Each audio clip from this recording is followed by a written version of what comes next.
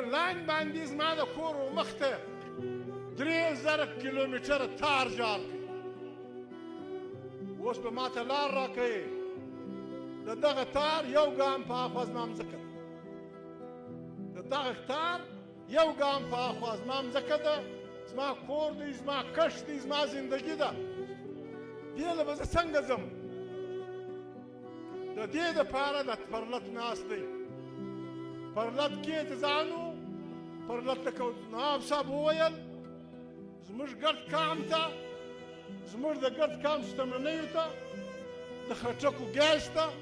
د ګورګوریو پټرولو ته د فلاني ځای و فلاني ته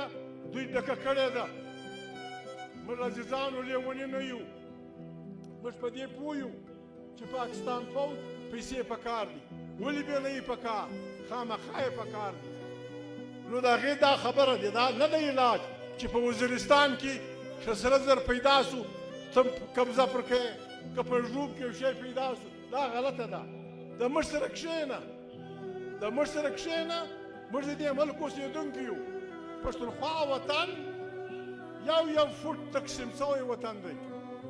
دلته بې مالکه مځکه نشته دا هر چا په مځکه کې چې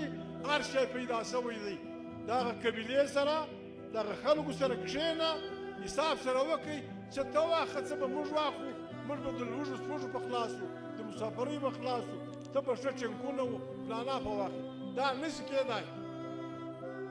چې مځکه به زما وي چې ګڼې به زه پر کوم پلانا به زه کوم مهرباني دا به زه پر کوم خو چې بیا خدای څه شي هم که پیدا کړه بیا به ته راځي دا طریقه غلطه ده